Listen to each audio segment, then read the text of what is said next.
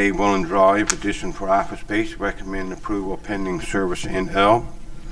Number 4 and 29 North Main Street, seeking handicap parking at Main Street. We're going to decline this as per conversation with other towns, and also we have low back curbs there to help with this. Number 5, a George Aaron Drive for a bee farm. Recommended to be declined, not permitted in our regulations. Number 6, NL Housing Corporation, 911 Lucas Place. Recommend an approval for demolition permit. And number 7, for VJ Tectonic Spillway, a certain part of the area that he applied for, we need to rezone it. And we recommend to begin the process to rezone this land to commercial general. And number 8 and 9 Second Avenue, when we had some work in that done in the infrastructure there, the pegs wouldn't put back in, so we're going to recommend to go back to the contractor to replace the survey pegs. So I move that we accept the environment news and report from number 2 to number 8 as presented. All right, moved by Councillor Jones, seconded by Councillor Fitzgerald. Call for question. Hearing no questions, I have one, Councillor Jones, if you don't mind. Item 4, seeking handicap parking on Main Street, says you recommend to decline as per conversations with other towns. Can you clarify what that conversations was specifically with other towns and why we wouldn't allow? I know your discussion, you just said that it's a low back curb. Is that something that's been asked before for other businesses, or is this specifically because this place has a wheelchair ramp, or has been identified with someone with disabilities that utilizes that area? Or Well, it was asked before and we turned down. Like I said, when they designed the road and the sidewalk, it was set up for low back curve to help assist anybody with disabilities or wheelchair disabilities or even a walking disability. mm-hmm. And so we discussed it with other communities in around Ireland, and they're leaning the same way. Like, these sidewalks are designed to help these disabilities. Okay. Do we have any wheelchair parking on Main Street right now? No. I assume it's parallel. We're talking about all the parallel Okay, parking all areas. parallel, yeah. Like, that's typically, you don't want someone entering the roadway. Right. That's the question. Yeah. That's where it sits, because if it wasn't, say at the arena, it's drive in, drive out, right? Correct. So with it being parallel, then it pretty much, and you're, It's a gray area, yeah, because technically you should have 1.5 meters separation distance for that person to maneuver safely. I don't think we have that on Main Street as our configuration exists right now, so. and even if it was on the opposite side of the road, it still wouldn't change that at all. And we kind of chatted a little bit when we talked about even on the other end of Main Street, that maybe in front of that business they could create more of like a drop-off spot, you know, very much like this one would be with the ramp and stuff for a hair salon, where people would have to go in and park for a little bit of time or get dropped off there. That maybe that, you know, could have been an option, but if every business on Main Street created a drop-off, then there'd be no parking left on Main Street, right? Heard, Is that something we could entertain? I mean, and this is not for discussion like this, bring back to your committee, I guess, but some municipalities, when you look, or parking lots, I know governments in general, especially now in St. John's Confederation, I'm just watching what they've been doing. They've got, it's more than just accessibility for handicapped. There's all multiple, like for pregnant moms. There's another one that falls under the disability.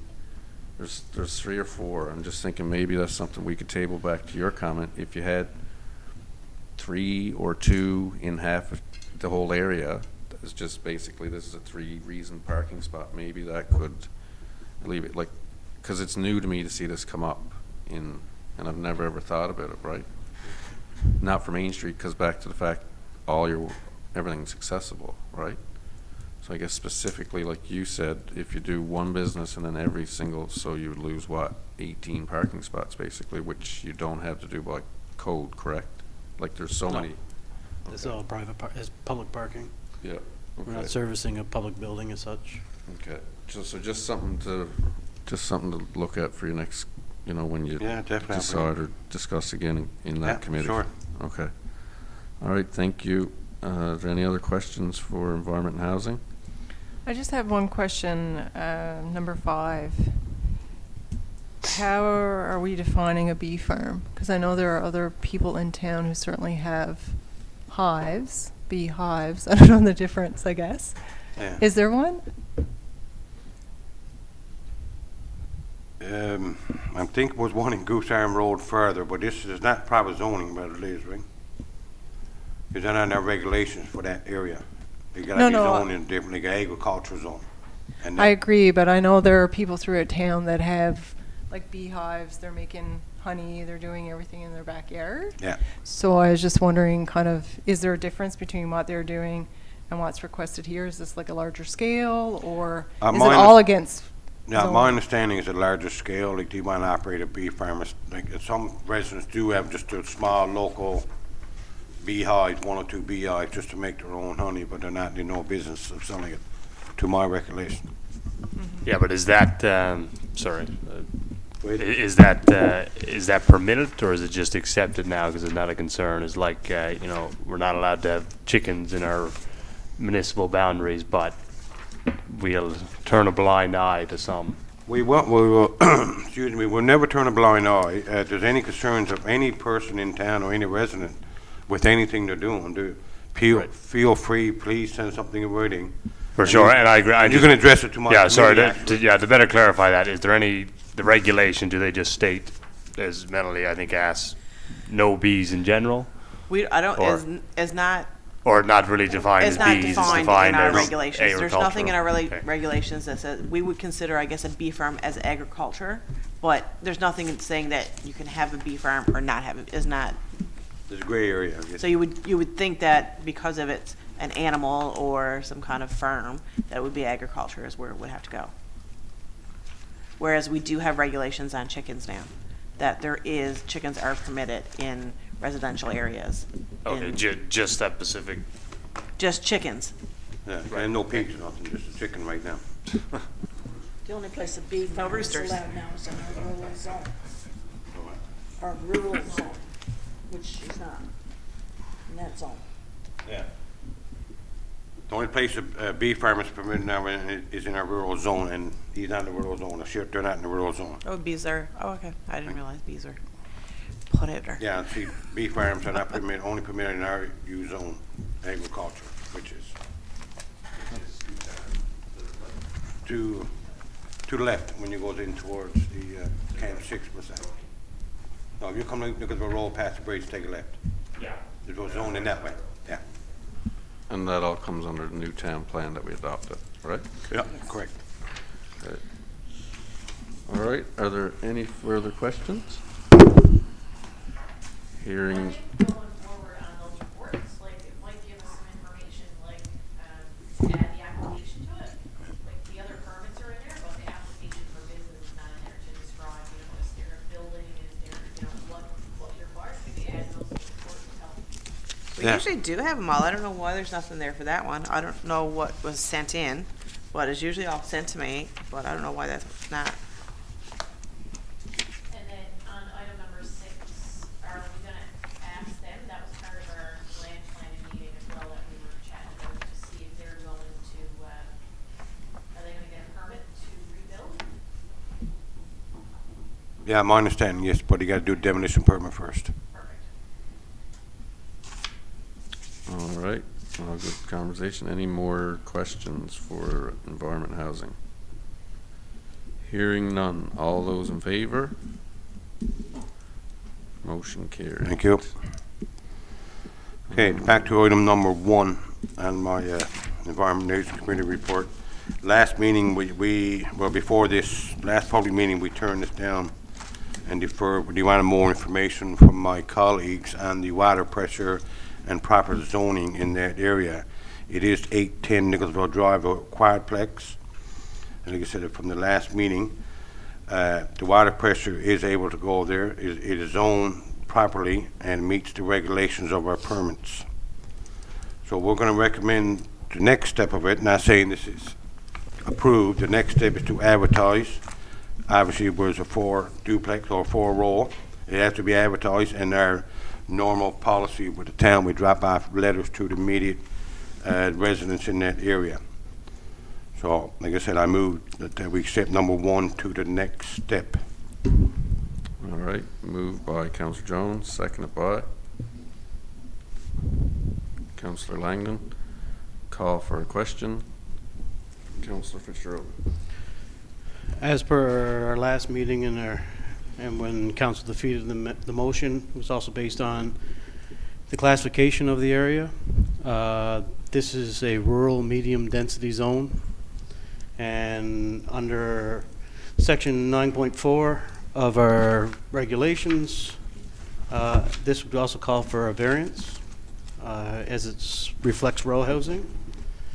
I believe all this voting should take place before we move to any advertisement to our residents. But I strongly recommend that this is residential high density that we're voting on. We've had 2 duplexes built in the area plus a triplex, which is increased the density level of this area, which reflects section 9.5 of our regulations. But more or less moving forward, if this is to be accepted as an RMD, as per 3.22, it needs a variance. I believe this should be in place before we move to any residential advertisement. That's my thoughts, anyway. Okay, so for clarification, Councillor Fitzgerald, are you asking for a deferral? I asked for a deferral last time based on this. We voted, it was defeated. So I guess it's brought back again. I'm just going to keep the same stance and say it should be voted again based on this regulation. So. Okay. So you're looking for my next, if you don't go ahead, I just want some clarification there. So you are looking for density, a variance due to 9 regulation, section 9.5? 9.4. 9.4, sorry. And is there anything else you would like to us to get clarification? Well, to me, this should be rezoned as rural high density if we are to move in this direction, in my opinion. So it's a rezoning for rural high density. What is the definition? Is there a discrete definition? There's no That definition moves. in our regulations for high density or medium density. So it's just a perceived density? Yep. For perception on, like, how many building blocks do we have left on that, how many building, Lord. How many building blocks do we have left on that street that would be multi-unit versus single unit? Like, what percentage-wise? Are we, like, over 50% now that we would be in multi-units versus single? I'm not quite sure, but like you got a 4 apartment building complex going on 2 building blocks. He asked for the when we first came to visit us on the application, we looked to see if we had the we feel they don't need a variance, but I would give clarification with Councillor Fitzgerald.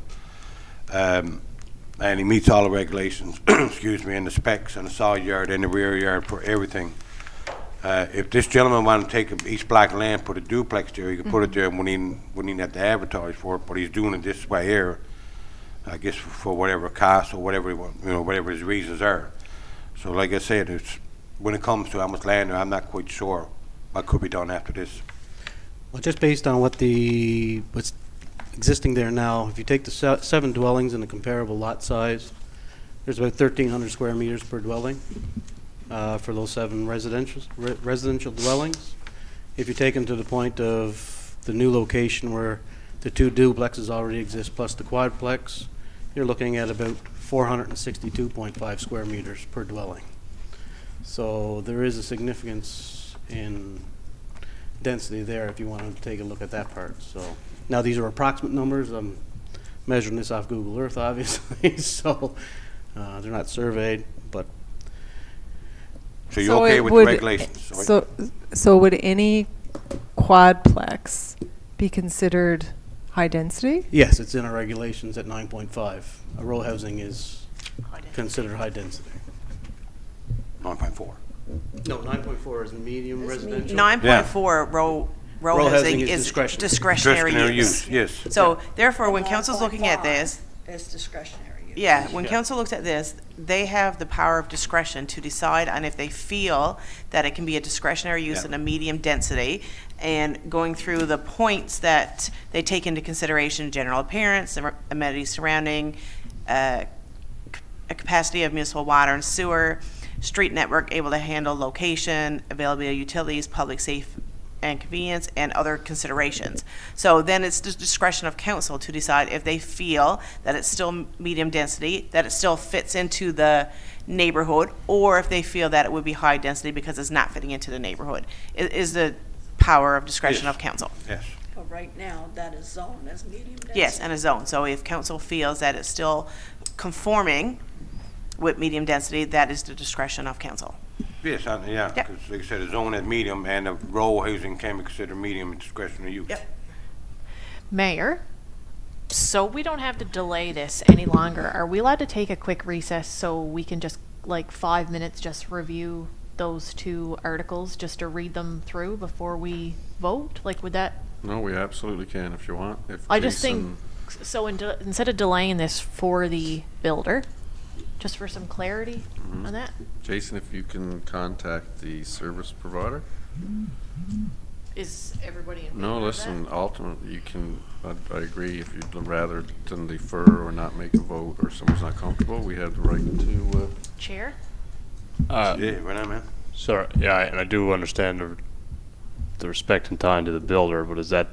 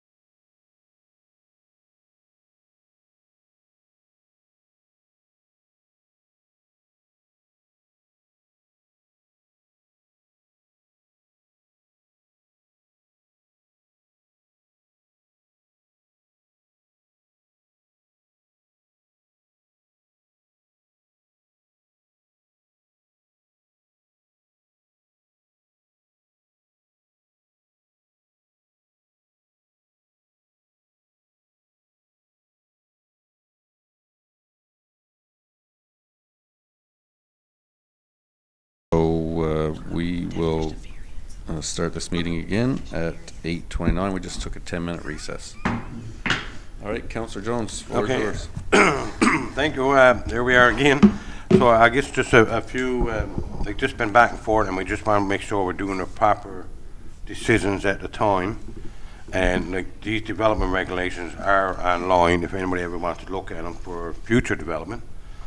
So I guess through discussion with my colleagues and everything, I'm going to go ahead and make the recommendation to advertise, to proceed to the next step. But like I said before, this is not confirming yea or nay on this permit. All this is saying we go to the next step to advertise as is a 4-row dwelling and going to the immediate neighbors in the neighborhood there and pass it as our town policy we do in any discretionary use. Sounds good. So we have a moved by Councillor Jones, seconded by Langdon already seconded. Councillor Langdon, sorry. Any more questions? I just want to thank the chair for allowing me to quickly read up again for the residents, section 9.4, medium density, 9.5, high density, that row housing is allowed under discretionary use with the regulations of 3.22 and 8.5, so I'm certainly in agreement to advertise. So thank you. Good notes and good call on the, sometimes I guess to let public know, sometimes there's some complexities when it comes to land, legal, or administration that it was a better call to, as much as it might not seem transparent, it's more transparent to let people know that sometimes we will take recess. And that was a good call for Councillor Freak. So we have a mover, we have a seconder. All those in favor?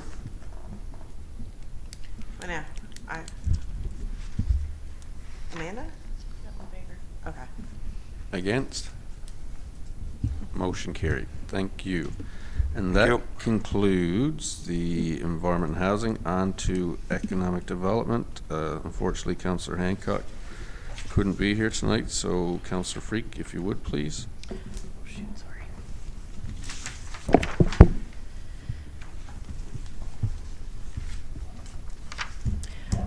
Myself, Councillor Hancock, and Director of Operations and Communications, Jason Young, met on March the 1st at 12 p.m.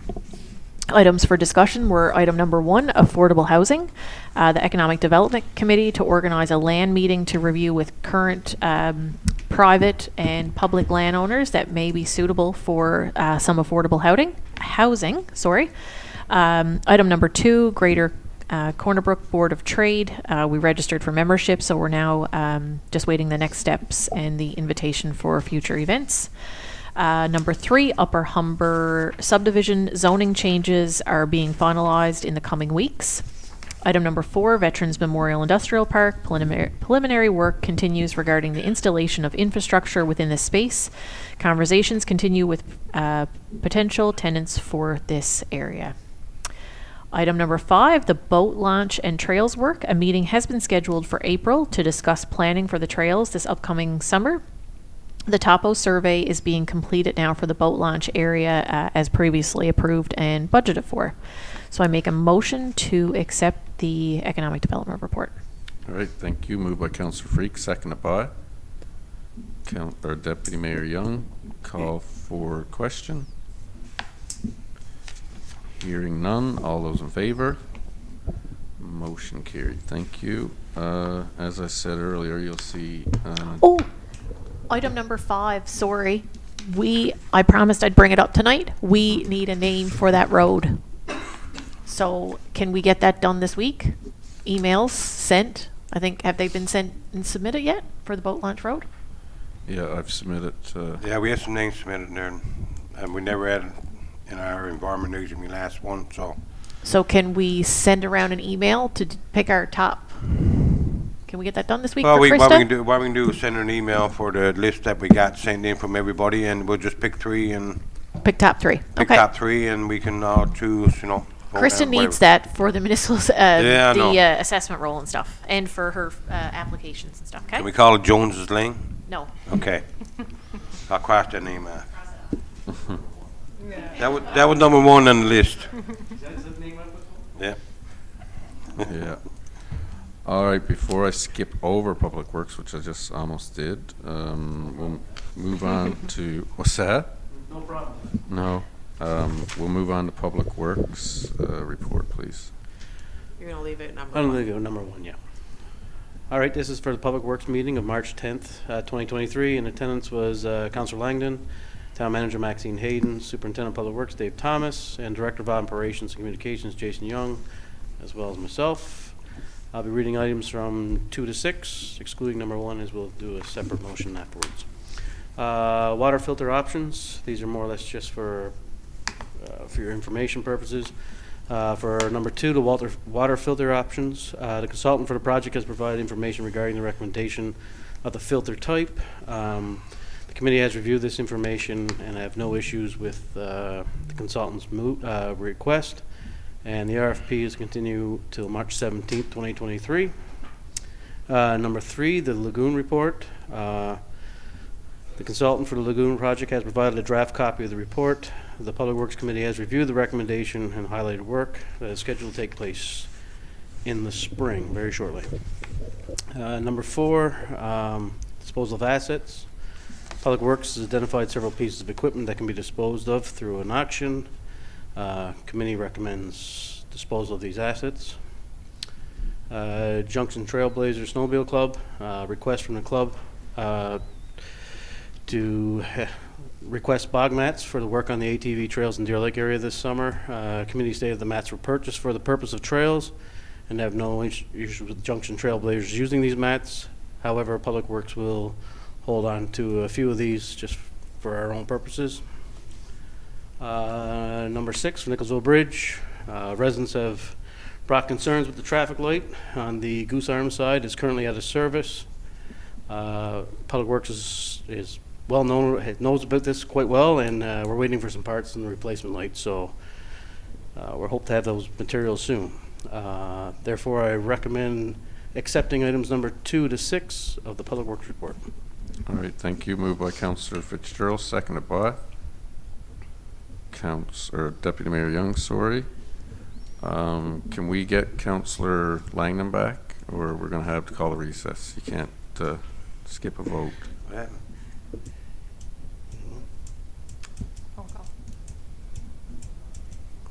No one wants to listen to Public Works. I do, He Darren. ran out of the room. I do, Councillor Fitzgerald.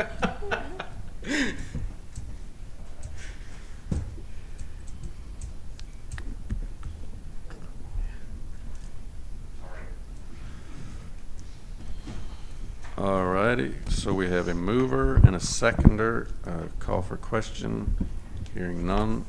All Can I have one, sorry, apologize. go ahead. Disposal of assets, well, we will get a list of them, will we, before we go out? Yeah, Dave was knowledgeable of what pieces of equipment that we do have, and he will provide a list. Very good. Thank you. Okay. Call for question. Okay. I just have one. Just want to say hats off to Public Works employees, obviously, this time of year, but to public, you're going to see this is the season upon us. You're going to see lots of potholes, not just in this community, throughout North America with the frost, freeze, and thaw. So again, we are set up with the app to report it. If they could, it would be a great help to employees. Public Works does a good job of identifying them, but you can go to bed one night and see 10, and there can be 20 the next day with the way that Mother Nature treats asphalt. So again, hats off to the crew for staying on top as much as possible, but if the public would like to assist in helping identify, that would be greatly appreciated. All right, any more questions, concerns, comments for Public Works? Hearing none, all those in favor? Motion carried, thank you. All right, I'm going to step down for the chair for a conflict. If you would, Deputy Mayor Young, please. Sure, thank you. Councillor Fitzgerald, can we have a motion there for number 1, please? Sure. Thank you, Deputy Mayor. With respect to the design of the main dam road repairs, Public Works recommends awarding the work to Agatuna Drafting and Consulting Limited in the amount of $110,738.77. We have a motion. Do we have a seconder? Second that. Call for questions? No questions? Okay. All those in favor? Thank you. Motion carried. You going in? Okay. Meeting it. That's it now.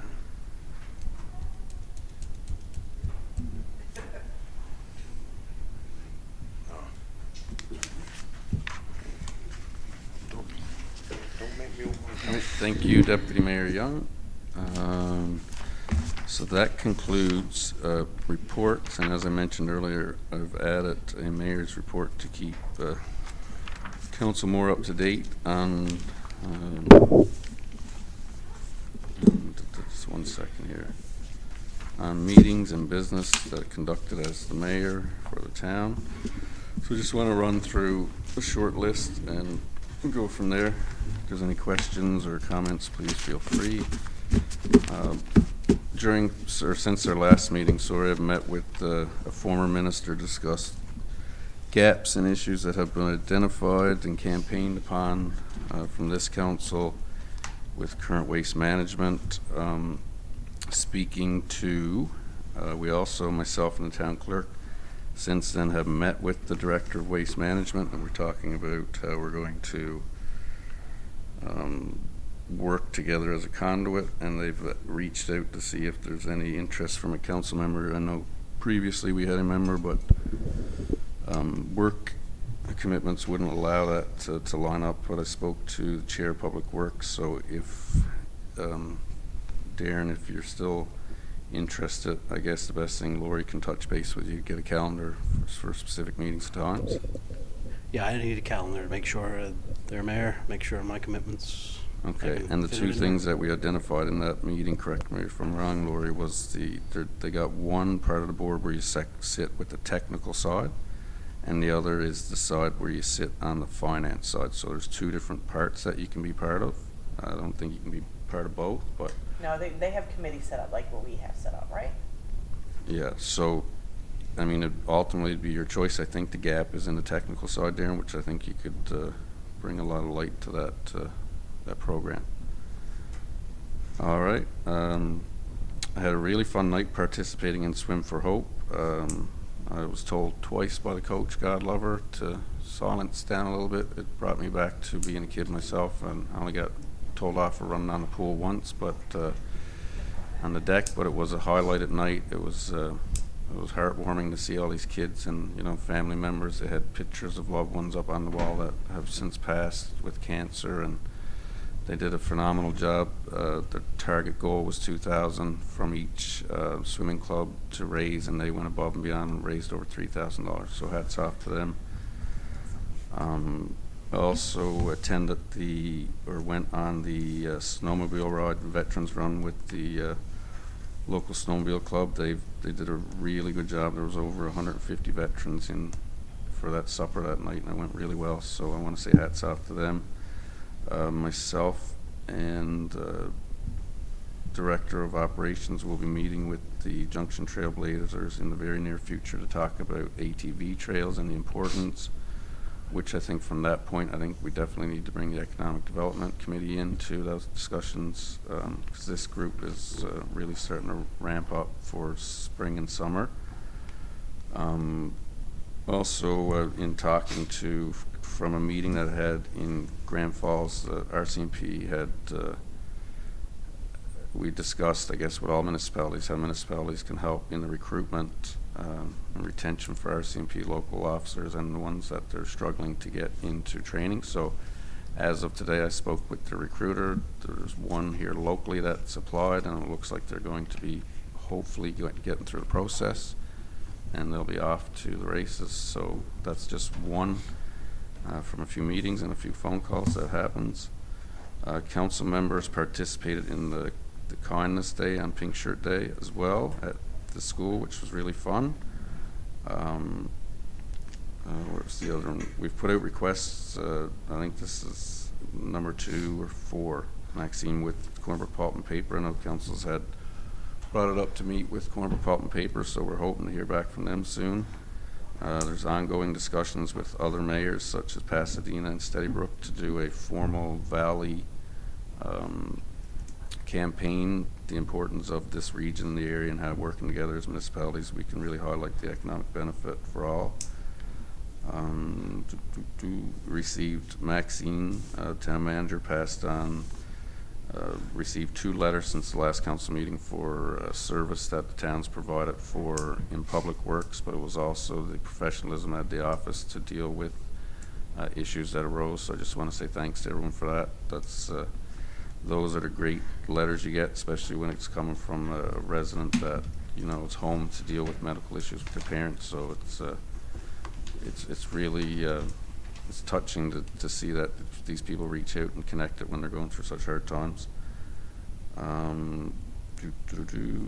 Greetings at Stephen Hopkins Memorial Hockey Tournament. Brett, I want to say, Councillor Lang, I want to say thank you for bringing greetings in my absence. I heard it was really well received, and it was, if I'm right, Stephen Hopkins' nephew would have been there in attendance, so, you know, I'm sure family, that's really something to see for the community.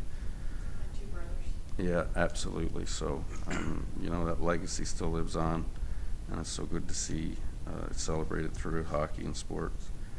I also had a long discussion with Minister Hutchings, talking about federal funding projects and the importance of, and she's really interested in some areas around here for electrification for EVs and other different ways of highlighting the entrance, I guess, you know, into town, out of town, whichever. And again, she was delighted to hear that 3 other municipalities within Humber Valley are working together to bring things, you know, for a brighter future for all. And that entails my report. There's, other than the same as the rest of council, numerous emails and calls, but it's all part and parcel. So I just want to say, again, thanks to council for all their time. I've got a lot of feedback in the community that this council is a very working council, and that's no disregard to any council, but it's just our age demographic that we literally are working councils. When you look around the province, there's usually a lot of retirees, but in this case, everyone gives up a lot of time, so I want to say thanks for that. And that concludes, unless anyone else would like to add anything tonight. If there's anything you forgot, that's why I put it on the end of the agenda. Any staff or council members like to add anything here tonight? Hearing nothing. Hearing none, sorry. We will move on, and I'll ask for an adjournment. Moved by Councillor Freak. We'll call this meeting adjourned at 8:47. Thank you.